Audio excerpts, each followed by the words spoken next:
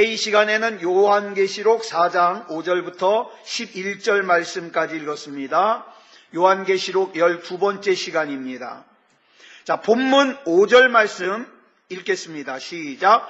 보좌로부터 번개와 음성과 우레소리가 나고 보좌 앞에 켠 등불 7이 있으니 이는 하나님의 7 영이라. 자, 먼저 여기 보니까 하나님의 보좌로부터 번개와 음성과 우레소리가 난다 그랬어요. 이게 무슨 뜻일까? 자, 출애굽기 19장 16절 말씀 보겠습니다. 시작. 셋째 날 아침에 우레와 번개와 빽빽한 구름이 산 위에 있고 나팔 소리가 매우 크게 들리니 진중에 있는 모든 백성이 다 떨더라. 여러분, 이게 어떤 장면이죠? 출애굽기 19장 16절이 하나님께서 시내산에 임재하시는 장면이에요. 그러니까 여러분, 성경에서 번개, 그 다음에 음성, 우레소리, 이것은 하나님이 영광 가운데 임재하신다는 표시예요. 임재하신다. 그러니까 오늘 본문도 그런 뜻이에요. 하나님의 임재. 그리고 계속 보니까 하나님의 보좌 앞에 뭐가 있다 그랬어요? 하나님의 보좌 앞에 7 등불이 있어요. 등불이 7개가 있어요. 자, 요한계시록 1장 4절 보겠습니다. 그 7 등불이 뭔가? 시작. 요한은 아시아에 있는 7 교회에 편지하노니 이제도 계시고 전에도 계셨고 장차 오실 이와 그의 보좌 앞에 있는 7 영과. 자, 그러니까 여기 7 등불은 뭡니까? 하나님의 7 영이에요. 근데 왜 영이 7개일까요? 예? 왜 영이 7개일까요? 7 영일까요? 이사야 11장 2절에 보면 이런 말씀이 나와요. 시작. 그의 위에 여호와의 영, 곧 지혜와 총명의 영이요 모략과 재능의 영이요 지식과 여호와를 경외하는 영이 강림하시리니. 자, 여기 보니까 여호와의 영이 몇 개가 나와요? 여호와의 영이 몇 개가 나와요? 몇 개? 6개. 6개. 거기에 하나가 더해지는데 뭐냐면 하나님의 영은 거룩의 영이에요. 그래서 여기에 거룩의 영까지 더해져서 7개의 영이에요. 7 영. 그래서 여러분, 이 7 영이 자, 지혜의 영, 총명의 영, 모략의 영, 재능의 영, 지식의 영, 여호와를 경외하는 영, 거룩의 영, 이 7 영이 우리 가운데 함께 해주셔서 우리의 마음을 열어주셔야 어떻습니까? 저와 여러분이 예수님이 믿어지는 거예요. 예? 성령님께서 저와 여러분의 마음을 열어주시지 않으면 아무리 IQ가 높아도 아무리 좋은 대학을 나왔어도 안 믿어집니다. 안 믿어져요. 그래서 이것을 고린도전서 12장 3절 하반절에 보니까 이렇게 기록하고 있어요. 시작. 성령으로 아니하고는 누구든지 예수를 주시라 할 수 없느니라. 성령 아니어도, 성령 없어도 교회는 다닐 수 있어요. 예? 성령 없어도 교회는 다닐 수 있지만 성령 없이는 뭔 못해요? 예수님을 주시라고 고백할 수는 없어요. 왜? 믿어지지 않는 걸 뭐. 성령이 아니면 믿어지지 않는 걸. 그러니까 어떡합니까? 세상과 저울질하다가 조금만 세상이 더 유익할 것 같으면 어떡합니까? 하나님을 버려버리는 거예요. 미련 없이. 왜? 안 믿어지니까. 오늘 저와 여러분이 예수님을 믿는다는 거, 내가 기도할 수 있다는 거, 성경 말씀을 읽고 깨달을 수 있다는 거 간단해요. 저와 여러분이 똑똑해서가 아니에요. 성령님이 함께 계시기 때문인 거예요. 그러니까 이해가 되어지는 거예요. 성령으로 말미암지 않고는 그리스도를 주시라 할 수 없느니라. 반드시 기억하십시오. 내가 성령 받았나 안 받았나, 예수님이 믿어지나 안 믿어지나 그거 보면 돼요. 내가 예수님이 믿어져요. 그러면 성령 받은 거예요. 왜? 성령이 아니면 나는 예수님을 주시라 할 수 없으니까. 성령 받은 거예요. 그래서 여러분, 기독교의 신앙이라는 것은요, 학문이 아니에요. 여러분 성경 공부 많이 해가지고 성경 지식 집어넣어도 하나님이 안 믿어지는 사람은 안 믿어져요. 그래서 기독교 신앙은 학문도 아니고 지식도 아니에요. 뭡니까? 성령으로 말미암아 그리스도를 주로 모시는 것. 이게 기독교예요. 그래서 여러분, 한글도 모르는 할머니, 할아버지들이 어떻게 해요? 예수님을 주로 영접하고 구원받을 수 있는 것. 뭐 때문에 가능해요? 성령 때문에 가능해요. 성령 때문에. 그러므로 우리가 깨어서 기도하면 성령으로 충만하고, 또 성령으로 충만하면 더 기도할 수 있게 되는 거예요. 자, 요한계시록 4장 6절 보겠습니다. 시작. 보좌 앞에 수정과 같은 유리바다가 있고 보좌 가운데와 보좌 주위에 네 생물이 있는데 앞뒤에 눈들이 가득하더라. 여기 보니까 바다가 나와요. 바다. 보좌 앞에 수정과 같은 유리바다가 있다. 유리바다. 하나님의 보좌 앞에 바다가 있어? 우리가 생각하는 그런 바다가 아니에요. 유리바다라 그랬는데 유리바다는 뭘 생각하면 되냐면 수정. 그 유리바다가 어디 있느냐? 보좌 앞에 있어요. 그럼 왜 하늘을 유리바다라고 표현을 했는가? 저는 그게 잘 이해가 안 갔었는데 언젠가 저 전투기 조종사가 하는 말을 듣고 제가 그랬어요. 전투기 조종사가 하는 말이 비행기를 한참 몰고 가다 보면은 막 고개 비행하잖아요. 막 비행기가 뒤집어지고 막 이렇게 되잖아요. 이거 한참 하다 보면 어디가 하늘이고 어디가 바다인지 모르겠대요. 바다 색깔하고 하늘 색깔하고 똑같아요. 그래가지고 내 느낌에는 여기가 하늘인 것 같아요. 근데 자기 느낌대로 몰면 안 돼요. 기계를 봐야 돼요. 그래서 자기 앞에 있는 기계가 여기가 땅이라 그러면 어떻게 해요? 이쪽으로 가면 안 돼요. 그러면 어떻게 해요? 자기는 올라간다고 올라가는 게 어떻게 되는 거예요? 밑으로 그냥 꼬라박는 거예요. 그래서 이 조종사가 하는 말이 바다색과 하늘색이 같다는 거예요. 내가 그래서 그 얘기를 듣다가 그래서 성경에서 하늘을 유리바다라 그랬구나. 유리바다. 성경에는요, 종종 하늘을 바다로 표현합니다. 특히 요한계시록에는 그런 표현이 앞으로도 자주 나와요. 그런데 이 하늘이 하나님 보좌 앞에 있어요. 그리고 하나님의 보좌 가운데와 주위에 네 생물이 있대요. 네 생물. 근데 이 네 생물이 뭔지 아직 설명을 하지 않았는데 일단 뭐라고 설명하고 있어요? 앞뒤에 눈들이 가득하더라. 이거 괴물 아니에요? 막 여기 막 앞뒤에 막 눈만 잔뜩 붙었어요. 괴물 아니에요? 그렇게 생각하면 안 돼요.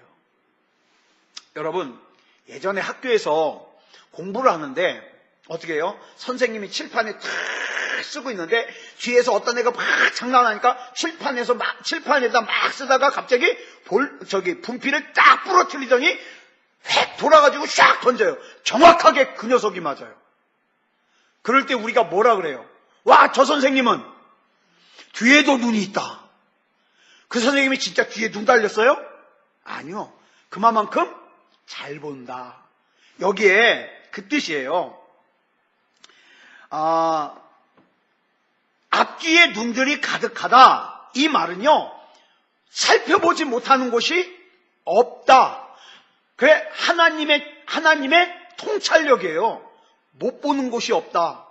그러니까 저와 여러분이 어려운 일 당할 때, 고민될 때 하나님이 내 이 고민 몰라주면 어떡해? 그런 걱정할 필요 없어요. 우리 하나님은 못 보는 게 없어요. 모르는 게 없어요. 그러니까 그 하나님 신뢰하고 어떻게 해요? 기도하고 맡기면 돼요. 맡기면 돼요. 근데 이 내 생물을 뭐로 보느냐? 하나님의 보좌 가장 가까이에 있는 천사인 스랍으로 봅니다. 스랍. 천사가 여러 종류가 있죠? 그죠? 스랍이 있고 또 뭐가 있어요? 뭐 가브리엘, 미가엘, 그 다 천사 이름이에요. 스랍, 그 천사들 중에서 이 스랍이라는 천사는 하나님의 보좌 가장 가까이에 있어요. 그 내용이 어디 나오느냐? 이사야 6장에 나와요.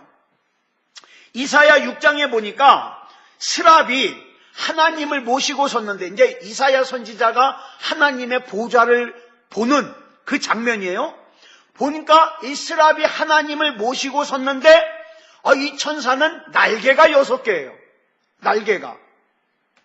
근데 천사인데도 하나님이 얼마나 거룩하신지 하나님 앞에서 감히 뭘 못해요? 자기 발을 내놓을 수가 없어요. 그래서 날개 둘로는 자기 발을 가려요. 그 다음에 또 하나님의 영광이 얼마나 눈부신지 천사도 하나님을 똑바로 볼 수가 없어요. 그래서 어떻게 해요? 날개 둘로는 자기 눈을 가려요. 그 다음에 날개 둘로는 날라요. 이게 스랍 천사예요. 이게 스랍 천사. 자, 근데 이 스랍 천사가 하는 일이 뭐냐? 거기 이사야 6장 3절에 보니까 뭐 하고 있어요? 날면서, 날개 둘로는 날면서 찬송하고 있어요. 거룩하다, 거룩하다, 거룩하다. 만군의 여호와여, 그의 영광이 온 땅에 충만하도다. 이 스랍이 하는 일은요, 하나님 찬송하는 일이에요. 찬송하는 일. 자, 그런데 이 네 생물이 눈이 앞뒤에 가득하다. 그러니까 하나님의 뜻을 받들어서 온 천지 만물을 다 살피고 있어요. 그래서 저와 여러분의 사정이 하나님 앞에 다 알려지고 있어요. 알려지고 있어요. 저희 집에가 이제 일주일 연기돼가지고 내일 시험 보잖아요. 얘가 이상해요. 나이 먹으면 먹을수록 굉장히 겁이 많아져요.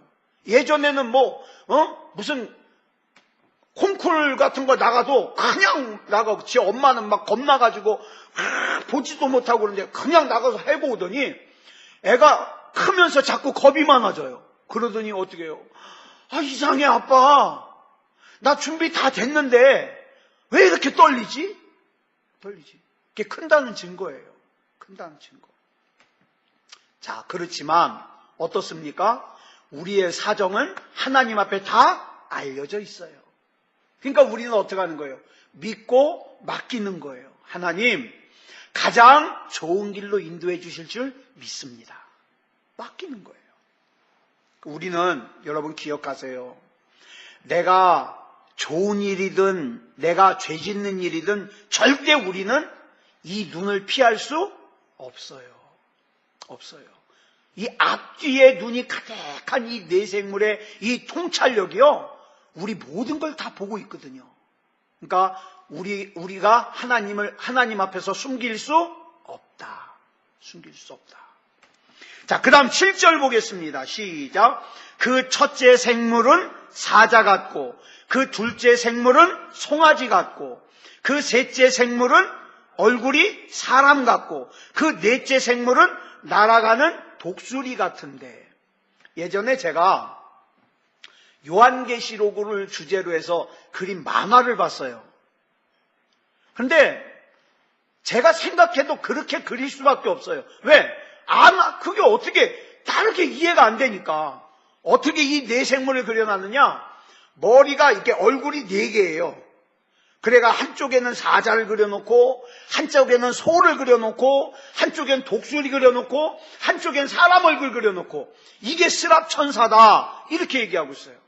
근데 그렇게 그릴 수밖에 없다는 거 사정은 이해가 가지만, 근데 정확하게는 그런 뜻이 아니에요. 이 4가지 모습은요, 예수님의 4가지 사역을 상징해요. 자, 첫째 생물이 사자 같다 그랬어요. 여러분 잘 보세요. 여기 보니까 사자다 그랬어요? 사자 같다 그랬어요? 사자 같다 그랬어요. 여러분 런닝맨 보십니까? 예? 주일날 SBS에서 저녁에 런닝맨을 해요. 그 런닝맨에 보면은 김종국이라는 사람이 나와요. 가수. 그 김종국을 갖다가 뭐라고 표현해요? 거긴 사자라고 표현해요. 자, 김종국의 얼굴이 사자죠? 아니요. 왜 사자예요? 왜 사자라고 그럴까요? 힘이 세서. 난 웬 가수가 그렇게 근육이 필요한지 몰라요. 근육이 막 이래요. 그게 힘이 세니까 사자래요, 사자. 자, 잘 보세요. 그런 거예요. 첫째 생물이 사자 같다는 것은 얼굴이 진짜 사자라는 말이 아니라 사자는 짐승의 왕이에요. 그러니까 이 사자 같다는 것은 예수님의 왕되심을 상징하는 거예요. 예수님의 왕되심. 실제로 천사의 그 스랍이라는 천사의 얼굴 한쪽 면이 사자 얼굴이란 뜻이 아니에요. 예? 하나님의 전능하신 힘을 나타내는 거죠. 전능하신 힘. 그래서 여러분 우리 사복음서 있잖아요. 마태복음, 마가복음, 누가복음, 요한복음. 이 중에서 하나님의 왕되심을 중심으로 기록한 성경이 뭐냐? 마태복음이에요. 그래서 여기 사자에 해당하는 사복음이 뭐예요? 사복음서가 뭐냐면 마태복음이에요. 마태복음. 다음 둘째 생물은 뭐라 그랬어요? 송아지 같다. 예? 둘째 생물은 송아지 같고, 마찬가지로 모양이 송아지라는 뜻이 아니에요. 송아지는, 여러분 송아지 그러면 뭐가 생각나요? 송아지는 뭐 하는 가축이에요? 송아지는 뭐 하는 가축이에요? 예? 애완용이죠? 여러분 집에 송아지 기르시나요? 송아지 왜 길러요? 소 왜 길러요? 일 시키려고. 굉장히 내가 어려운 거 물어본 것 같아서 죄송하네요. 소는 일 시키려고 길러요. 여기 이 송아지 같이 생겼다는 것은요, 예수님께서 우리를 위해서 섬김과 희생의 사역을 하신다는 걸 뜻해요. 섬김과 희생의 사역. 그래서 이 송아지 같다는 건요, 예수님의 종으로서의 예수님을 뜻해요. 종으로서의 예수님. 그래서 사복음서 중에서 종으로서의 예수님을 뜻하는 성경은 뭐냐? 마가복음이에요. 마가복음. 그 다음 셋째 생물은 사람의 얼굴 같이 생겼다 그랬어요. 사람의 얼굴 같고, 얼굴이 사람 같고. 사람은 뭘까요? 사람은요, 하나님의 피조물 가운데서 가장 지혜로운 존재예요. 하나님의 피조물 가운데서. 그래서 이 사람의 얼굴은 하나님의 지혜를 전달하는 중요한 사명을 담당하는 존재예요. 여러분, 하나님이 주신 복음을 전달하는 생명체가 사람 말고 또 있어요? 또 있어요? 없어요. 복음을 전달하는 것은 사람만 할 수 있어요. 그래서 이 사람의 얼굴은 하나님의 지혜를 전달하는 중요한 사명을 담당하는 존재라는 뜻이에요. 사복음서 중에서 그 예수님의 인성, 즉 사람 되심에 초점을 맞추고 기록한 성경은 누가복음이에요. 이렇게 짝이 이렇게 다 맞아요. 짝이. 자, 마지막은 뭡니까? 넷째 생물은 독수리. 자, 독수리 같이 생겼는데 이 독수리는요, 땅에 속한 모든 장애물을 초월해서 하늘을 날아오르는 능력이 있잖아요. 그래서 이 독수리는요, 초월적인 하나님을 상징합니다. 초월적인 하나님. 그래서 독수리는 예수님의 신성, 하나님으로서의 예수님을 상징해요. 그래서 사복음서 중에서는 예수님의 신성, 하나님으로서의 예수님을 기록한 성경이 뭐냐? 요한복음이에요. 요한복음. 이렇게 맞아떨어져요. 그러므로 성경 중에 중요하지 않은 성경이 없지만, 야, 나는 무지하게 바빠서, 나는 할 일이 너무 많아서 성경 읽을 시간이 진짜 없다. 그러면 다른 건 몰라도 마태복음, 마가복음, 누가복음, 요한복음은 읽어야 돼요.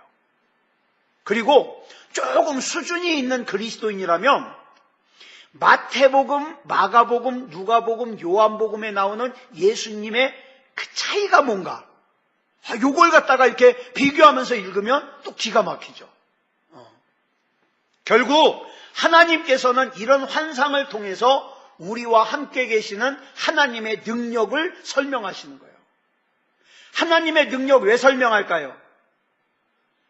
그러니 걱정하지 말라는 거예요. 걱정하지 말라는 거예요.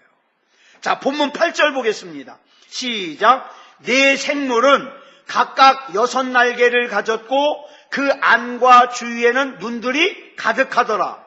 그들이 밤낮 쉬지 않고 이르기를 거룩하다 거룩하다 거룩하다 주 하나님 곧 전능하신 이여 전에도 계셨고 이제도 계시고 장차 오실 이시라 하고, 여기 스랍의 찬양 가운데 하나님을 이렇게 설명하고 있습니다. 전에도 계셨고 이제도 계시고 장차 오실 이. 어떤 사람이요, 어거스틴에게 가가지고 이런 질문을 했어요. 선생님, 하나님께서 천지만물을 창조하셨는데 천지만물을 창조하시기 전에는 뭐 하셨을까요? 그랬더니 어거스틴이 이렇게 대답했대요. 당신같이 의심 많은 사람들 보내려고 지옥 만들고 계셨죠. 이 얘기 왜 했냐면, 성경에는 우리가 반드시 알아야 될 것도 많은데 왜 그런 쓸데없는 일에 관심을 가지냐 이 말이에요. 아담과 하와가 배꼽이 있는지 없는지, 그게 내 구원하고 무슨 상관이에요? 예전에 성경 공부하면 그거 물어본 사람 꼭 있어요. 그럼 저는 꼭 그렇게 대답해요. 아담과 하와에게 배꼽이 있으면 구원받아요? 없으면 구원받아요? 그러면 이렇게 대답해요. 그건 구원하고 상관없죠. 구원하고 상관없는 거 뭘 궁금해하냐고. 그죠? 꼭 그런 사람 꼭 있어요. 그러므로 여러분, 신앙생활은요 너무 복잡하게 만들지 마세요. 여기 보니까 스랍 천사도 하나님을 찬양하는데 복잡하게 찬양 안 해요. 뭐라고 찬양해요? 간단해요. 거룩하다 거룩하다 거룩하다 주 하나님 곧 전능하신 이여 전에도 계셨고 이제도 계시고 장차 오실 이시라. 나는 그 하나님을 지금 믿는다 이 말이에요. 그 하나님을 찬양한다 이 말이에요. 저와 여러분도 하나님 앞에 예배 드릴 때 복잡하게 쓸데없는 거 생각할 필요 없어요. 그래서 제가 말씀드리잖아요. 우리 지금 그리스도인들은요 너무 아는 게 많아요. 성경 공부들을 굉장히 많이 해가지고 굉장히 똑똑해요. 그런데 문제는 그게 여기까지 가질 못해요. 내 가슴으로 내 정말 하나님 사랑하고 내가 정말 하나님 믿고 거기까지 가기가 힘이 들어요. 그러니까 복잡하게 쓸데없는 말, 쓸데없는 생각, 쓸데없는 행동을 할 것이 아니라 스랍 천사처럼요 간단하게 거룩하다 거룩하다 거룩하다 주 하나님 곧 전능하시니요. 그 전능하신 이가 누구냐? 전에도 계셨고 지금도 계시고 장차 오실 우리 주님이시다 이 말이에요. 그 주님이 나를 책임져 주실 줄 믿습니다. 마태복음 6장 7절에 보니까 예수님께서 말씀하시기를 이방인들은요 말을 많이 해야 하나님께서 들으실 줄 알고 말을 많이 해요. 그걸 뭐라고 표현했느냐? 중언부언이라고 그랬어요. 했던 말 또 하고 했던 말 또 하고 많이 해야 된다고. 스랍 천사들은요 말 많이 안 하잖아요. 그냥 거룩하다 거룩하다만 외쳐요. 거룩하다 거룩하다. 중세시대 때 수도원의 어떤 수도사들은요, 하루 종일 앉아서 기도하는데 복잡하게 기도 안 했대요. 한마디만 반복한대요. 하나님, 나를 불쌍히 여겨주십시오. 하나님, 나를 불쌍히 여겨주십시오. 그것만 반복한대요. 여러분, 우리 역시도 하나님 앞에 간단해야 됩니다. 그 대신에 뭐가 있어야 돼요? 내 마음, 내 가슴이 있어야 돼요. 하나님 감사합니다. 하나님 사랑합니다. 하나님 고맙습니다. 그저 감사한 것뿐입니다. 내가 오늘 여기에 이를 수 있는 것 하나님의 은혜입니다. 하나님 감사합니다. 단순한 말로 우리의 깊은 마음을 올려드리는 것, 그게 참된 기도예요. 참된 예배예요. 여러분, 사람이 자기를 복잡하게 만들면 어떤 잘못에 빠지느냐? 그 자기가 만든 복잡한 기준에 비추어서 다른 사람을 자꾸 판단해요. 왜 저 사람은 저럴까? 그러면 하나님 그러시죠. 저 사람 걱정하지 말고 네 마음이나 내게 다오. 네 마음이나. 예를 들어서 병을 고쳐달라고 기도할 때도요, 복잡하게 말할 필요 없어요. 하나님, 병 낫게 해주십시오. 하나님, 병 낫게 해주십시오. 나의 진심이 담겨있는 단순한 기도를 하라는 거예요. 단순한 기도. 식구 중에 구원받지 못한 식구가 있으면 하나님 아무개 구원해 주십시오. 예수님 만나게 해 주십시오. 단순하게. 그래서 하나님 앞에 분명한 목표를 정하고 기도하는 게 중요합니다. 그렇다고 대표 기도하러 올라와서도 하나님 감사합니다. 하나님 사랑합니다. 그것만 하면 안 되고, 대표 기도 때는 또 그러면 안 되잖아요. 그렇지만 혼자 기도할 때는요, 하나님께서 이미 나를 다 알고 계시기 때문에 어떻게 해요? 내 진심만 기도하면 돼요. 내가 자꾸 죄를 져요? 그럼 하나님 앞에 속상함을 기도해야 돼요. 하나님, 나 이렇게 죄 짓고 싶지 않은데 내가 왜 이런데요? 하나님, 나도 내가 속상해 죽겠어요. 하나님, 나 좀 붙잡아 주세요. 나는 그래서 하나님이 아니면 안 돼요. 예를 들어 어떤 사람이요, 여러분에게 와가지고, 아유, 집사님, 권사님, 내가 옷이 필요해서 옷도 사야 되고요. 아유, 내가 책도 필요해서 책도 사야 되고요. 내가 가방도 좀 필요하고요. 애 등록금도 좀 내야 되고요. 간단해요. 이거 뭐 해달라는 거예요? 뭐 해달라는 거예요? 뭐가 필요하다는 거예요? 돈 좀 빌려주세요. 그냥 주면 더 좋고, 이 뜻이에요. 그죠? 여리고에 살던 맹인 바디메오에게 예수님께서 물어보셔요. 내게 뭘 해주기를 원하느냐? 그랬더니 바디메오가 이랬습니까? 아이고, 예수님, 내가 사는 것도 불편하고 다른 사람의 폐를 끼치는 것도 싫고 성전에도 못 들어가요. 눈이 이래가지고 이제 구걸하면서 인생을 살아야 되는데, 막 이렇게 얘기하면 예수님이 뭐라 하겠어요? 그러니까 뭘 원하느냐고 그러겠죠. 근데 이 바디메오는 어떻게 했어요? 내게 뭘 해주길 원하느냐? 그랬더니 간단하게 얘기해요. 선생님이요, 보기를 원합니다. 그래, 봐라. 보게 해주시잖아요. 가라, 내 믿음이 너를 구원하였느니라. 이 믿음, 내 믿음. 여러분, 우리 하나님께서 저와 여러분에게 역사하실 때는요, 어떤 놀라운 다른 기적으로 역사하는 게 아니에요. 뭐 가지고? 저와 여러분 안에 있는 믿음으로. 나는 믿습니다. 하나님이 역사하심을 믿습니다. 내 믿음대로 될지어다. 내 믿음이 너를 구원하였느니라. 그랬더니 그 다음에 뭐가 나와요? 그가 곧 보게 되어. 이게 기도입니다. 이게 기도예요. 여러분, 하나님 앞에 하는 기도는요, 잔소리하는 기도가 필요한 게 아니에요. 하나님 앞에서 감히 성경 설명하지도 마세요. 전 그런 사람 많이 봤어요. 성경을 설명해요. 하나님, 요한복음 3장 16절에 보면 하나님이 세상을 사랑하시기를 엄청나게 사랑하신다고 그랬는데, 그러면서 설교를 하려고 그래요.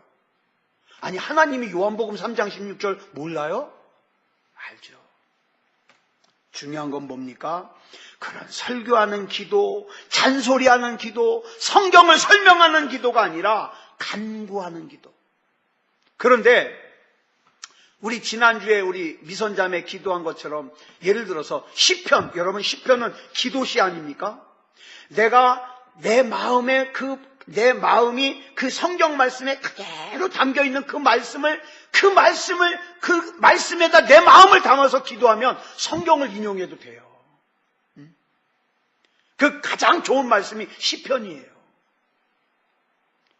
여기서 말하는 성경을 설명하지 말라는 것은 하나님 앞에서 기도하면서 성경 풀어주는 사람 있잖아요. 그런 거 하지 말라는 거예요. 그런 거. 자, 그러면 여기서 네 생물이 하는 활동을 한번 살펴볼까요? 에스겔서 1장 12절부터 14절까지 우리 한번 보겠습니다. 시작. 영이 어떤 쪽으로 가면 그 생물들도 그대로 가되 돌이키지 아니하고 일제히 앞으로 곧게 행하며, 또 생물들의 모양은 타는 숯불과 횃불 모양 같은데 그 불이 그 생물 사이에서 오르락 내리락 하며 그 불은 광채가 있고 그 가운데에서는 번개가 나며 그 생물들은 번개 모양같이 왕래하더라. 이게 도대체 무슨 소리인가? 분명히 우리나라 말인데 뭔 소리인지를 못 알아먹겠죠. 자, 여러분, 이 에스겔서하고 요한계시록하고 좀 비슷한 게, 에스겔이 기록된 시대에도 나라가 망했을 때예요. 요한계시록이 기록된 것도 나라가 망했을 때예요. 에스겔은요, 이스라엘이 바벨론에게 망했을 때예요. 요한계시록은 이스라엘이 로마에 망해가지고 로마의 압제 속에서 기독교가 핍박을 당할 때예요. 근데 여기 보니까 영이 어떤 쪽으로 가면 그 생물들도 그대로 가되 돌이키지 아니하고 일제히 앞으로 곧게 행하며 그랬어요. 여기 네 생물은 스랍입니다. 스랍. 근데 이 스랍 천사가 자기 마음대로 움직이는 게 아니라 하나님의 영이 움직이는 대로 따라가더라 이 말이에요. 영이 어떤 쪽으로 가면 스랍도 그대로 가고, 이 뜻이에요. 네? 이 네 생물의 모양을 또 어떻게 설명하고 있습니까? 자, 또부터 네 생물의 모양을 설명해요. 또 생물들의 모양은 타는 숯불과 횃불 모양 같은데 그 불이 그 생물 사이에서 오르락 내리락 하며 그 불은 광채가 있고 그 가운데에서는 번개가 나며 그 생물들은 번개 모양같이 왕래하더라. 한마디로 말해서 불꽃 같은 모양으로 부지런히 왔다 갔다 한다 이 말이에요. 부지런히. 네. 왕래하더라. 부지런히 심부름한다 이 말이에요. 뭐가? 스랍이. 자, 그러면 이 스랍이 부지런히 심부름한다는 것은 이 스랍에게 심부름을 시키는 존재가 있겠죠. 그게 누구예요? 그게 하나님이에요. 이 말은 하나님은 지금도 이 세상을 경영하고 계신다. 우리 눈으로 보기에는 세상이 악이 세상을 장악하고 불의가 판을 치고 하나님 믿고 하나님 말씀대로 사는 사람은 마치 손해볼 것처럼 보여도 하나님은 저와 여러분에게 이렇게 말씀하셔요. 그래도 내가 여전히 세상을 통치하고 있다. 이것을 고난받는 시대였던 에스겔 시대나 또 핍박받는 시대였던 사도 요한의 시대에 하나님께서 알려주시는 거예요. 그렇기 때문에 자, 또다시 한번 우리 복습합니다. 요한계시록은 먼 훗날의 종말을 기록한 성경이 아니라 뭐예요? 지금 현재 믿음다운 믿음으로 승리할 것을 독려하는 말씀이에요. 네가 믿음다운 믿음으로 살면 지금도 이 땅을 통치하고 계시는 하나님이 너 책임질 거야. 그 말씀이에요. 그 말씀. 자, 에스겔서 1장 15절부터 20절까지 좀 긴데요. 같이 읽겠습니다. 시작.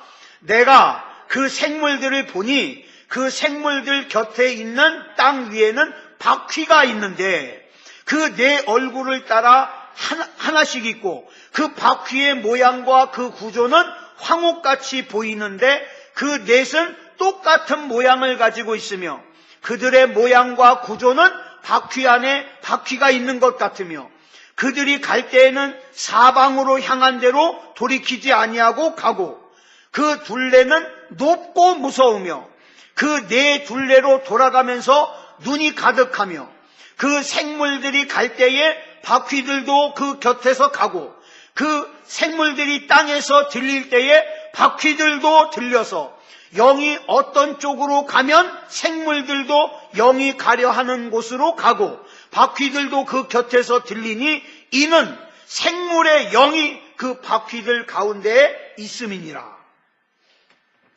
굉장히 복잡하게 기록해놨어요. 이게 여러분 에스겔이요.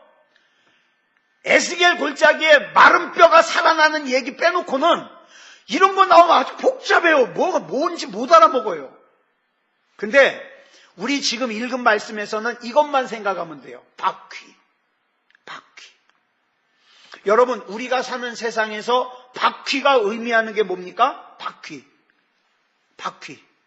움직인다. 그죠? 움직인다. 이 움직임에 네 생물이 같이 있고 같이 한 방향으로 움직인다. 그리고 그 움직임을 주도하는 것은 뭐다? 영이다. 영이 어떤 쪽으로 가면 생물들이 영을 따라가요. 그러니까 하나님께서는요, 에스겔 선지자나 사도 요한에게 뭘 지금 보여주고 싶은 거냐? 이 네 생물은 각각의 존재가 아니라 네 가지의 속성을 하나 안에 가진 존재인데, 그러니까 하나 안에 네 가지 속성이 있는데 하나님의 영에 의해서 어려움에 처한 우리의 삶에 구체적으로 활발하게 바쁘게 그 하나님의 영에 따라서 움직인다 이 말이에요. 움직인다. 여러분 우리가 성령님을 앞에 뭐라고 부르죠? 뭐뭐뭐 성령님? 보혜사 성령님. 보혜사가 뭐예요? 보혜사. 보가 뭐예요? 보호한다. 보호. 해. 뭘 것 같아요? 짐작해 보세요. 해. 히읗에다가 여이 해. 뭘 것 같아요? 예? 은혜. 그죠? 그러니까 보혜사가 뭐냐면 보호한다. 뭘로? 은혜로. 그러니까 쉽게 말하면 보디가드예요. 성령님은요, 저와 여러분의 보디가드예요. 그러니까 저와 여러분이 굉장히 우울해가지고 우울증에 걸릴 필요 없어요. 왜? 성령님이 우리 보디가드인데. 예? 내일 시험장에 예인이가 들어가도 25일날 우리 지혜가 시험장에 들어가도 걱정할 것 없는 건 우리는 문 앞까지밖에 못 가잖아요. 근데 보혜사 성령님이요, 애들 데리고 아내까지 간다니까요. 그러니까 아버지보다 낫죠. 엄마보다 낫죠. 그 아내까지 같이 갈 수 있으니까 그 보혜사 성령님이 저와 여러분도 지키시고 우리 가정도 지키시고 우리 교회도 지키신다. 그러니까 우리는 뭐만 하면 돼요? 하나님 앞에 믿음다운 믿음이면 돼요. 그래서 저는 참 세상에서 답답하고 불쌍한 사람이 그 하나님을 믿지 못해서 예배 안 드리고 기도 안 하는 사람이에요. 하나님이 이렇게 믿음만 가지면 지켜주신다고 약속했는데 왜 자기 문제 자기가 가지고 골머리 썩어가면서 그래도 안 되니까 막 답답해가지고. 아니요, 하나님 앞에 맡기세요. 우리는 그 하나님을 신뢰하고 믿음이면 돼요. 자, 그 다음 본문 9절 보겠습니다. 시작. 그 생물들이 보좌에 앉으사 세세토록 살아계시는 이에게 영광과 존귀와 감사를 돌릴 때에 하나님의 거룩하심을 지키는 스랍 천사들이 하나님께 영광과 존귀와 감사를 돌렸어요. 여러분, 절대로 저와 여러분은 하나님의 영광을 가로채는 존재가 되면 안 돼요. 여러분, 이 함정에 제일 빠지기 쉬운 사람이 누굴까요?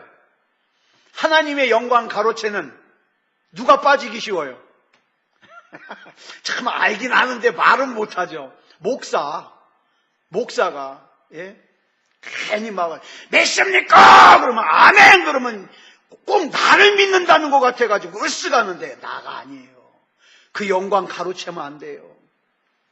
여러분, 목사가 우리 성도님들이 하나님을 섬기는 일에 목사가 앞에서 일하다 보니까 마치 대단한 것 같은데, 그래가지고 거기서 헷가닥 돈 사람들이, 저 그런 목사님 많이 봤어요.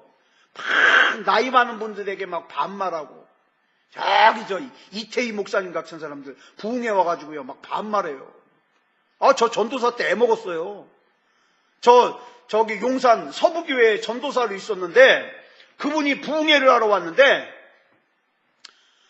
일하다가 와가지고, 거기는요 가난한 동네예요. 우리 다 일하다 오잖아요. 할머니 권사님이 부흥회 시간에 졸았어요. 하필이면 왜 그 양반이 내 앞에 있냐고, 내 앞에.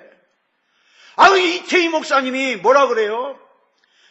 저 잠자는 할머니 일어나 보라고 막 그러니 막 뭐라 그래요, 나이 많은 할머니한테. 그래도 거기까지는 나 봐줄 만해.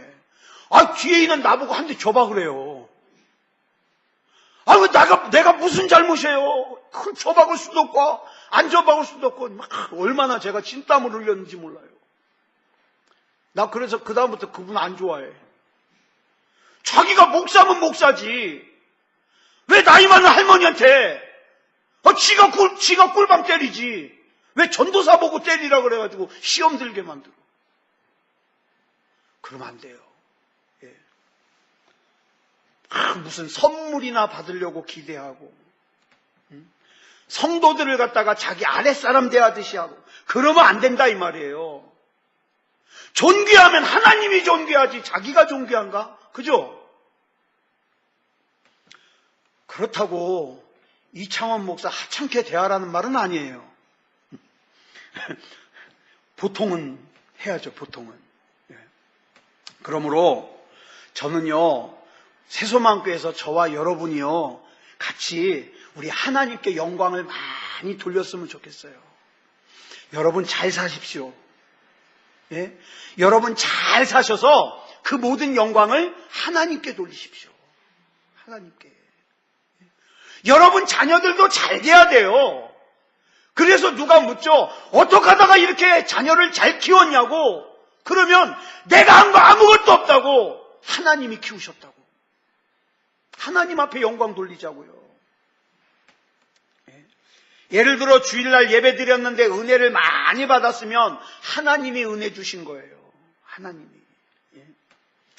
그래도 이제 종종 이창원 목사 이렇게 칭찬해 주는 것은 이런 뜻이죠. 자, 힘내서 분발해, 이런 뜻이죠. 네가 대단해, 이게 아니에요. 저도 그렇게 받아들여요. 전 대단한 사람이 아니에요. 그 대단하지 않은데 그런 저의 입술을 통해서 하나님 말씀이 전파돼가지고 여러분들이 은혜를 받고 힘을 얻어가지고 승리할 수 있다. 그건 하나님이 하시는 거예요. 하나님이.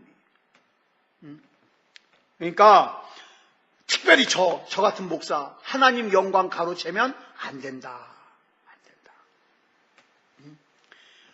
그리고 여러분도 또 이런 함정에 빠지기가 쉬워요. 나 때문에 우리 교회가 이만큼 유지되는 거야. 그런 함정에 빠지지 마세요. 그거 마귀가 주는 생각이에요. 저 그런 사람 봤어요. 내가 이 교회 떠날 테니까 이놈의 교회 잘 되나 보자. 저 평화교회 있을 때. 그러더니 나갔다 1년 만에 들어봐요. 뭐라는지 아세요? 나가봤더니 별 교회 없더라고요. 그러고 와요.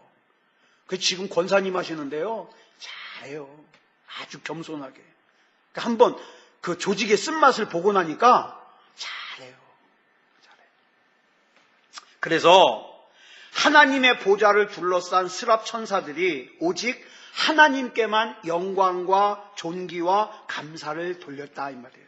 저와 여러분도 하나님께만 돌려야 돼요. 자, 본문 10절 보겠습니다. 시작. 24 장로들이 보좌에 앉으신 이 앞에 엎드려 세세토록 살아계시는 이에게 경배하고 자기의 관을 보좌 앞에 드리며 이르되. 자, 천사들이 하나님께 경배하는 모습을 보니까 24 장로가, 자, 24 장로는 설명했죠?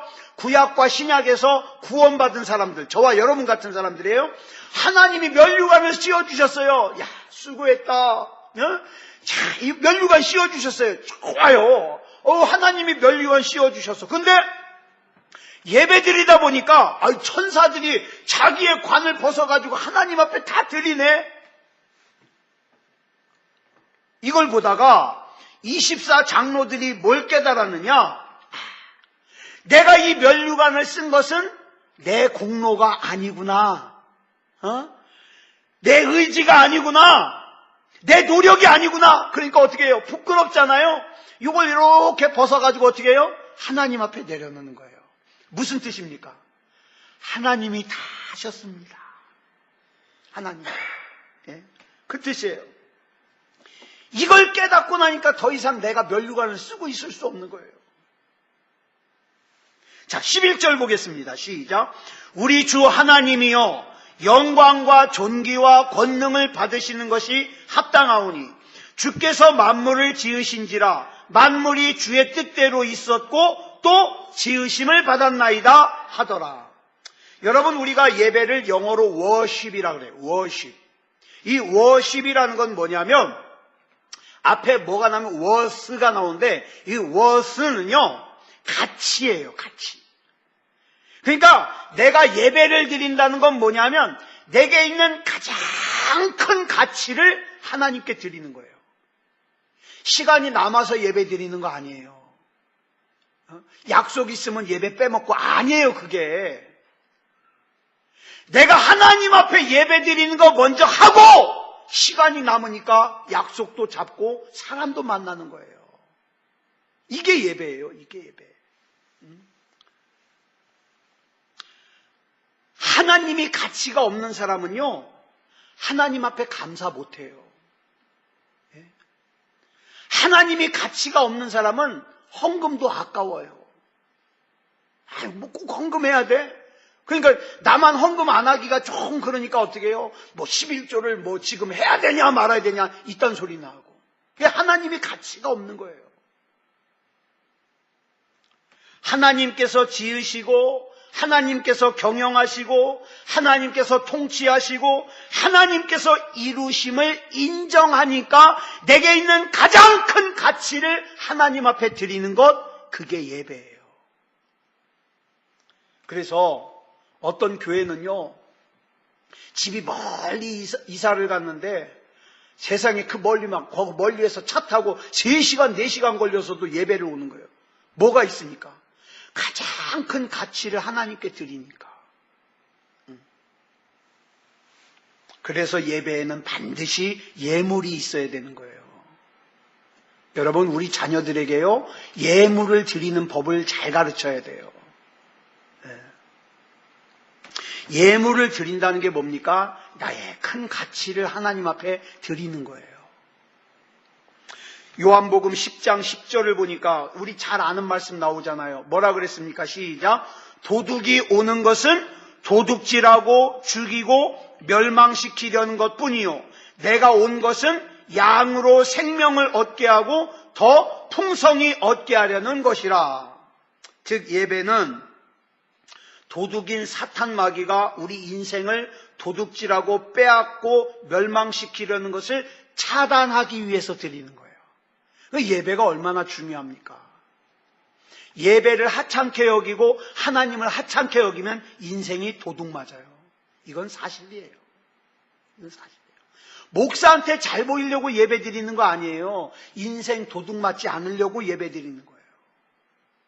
아무쪼록 이런 믿음다운 믿음으로 하나님 앞에서 승리하는 저와 여러분이 되기를 그리스도 예수님의 이름으로 축복합니다. 기도하겠습니다. 사랑의 하나님, 은혜를 감사합니다. 오늘도 요한계시록의 말씀을 나누었습니다. 요한계시록은 우리를 겁주려고 주신 말씀이 아니고 종말에 앞으로 일어날 일을 두렵게 하려고 주신 말씀이 아니라 오늘 내가 살면서 하나님의 법과 세상의 법이 싸우는 이 영적인 전쟁터에서 우리가 낙심하지 않고 우리가 두려워하지 않고 우리가 염려하지 않고 살 수 있게 하기 위해서 하나님께서 나와 함께 하심을 가르쳐주는 말씀인 줄 믿습니다.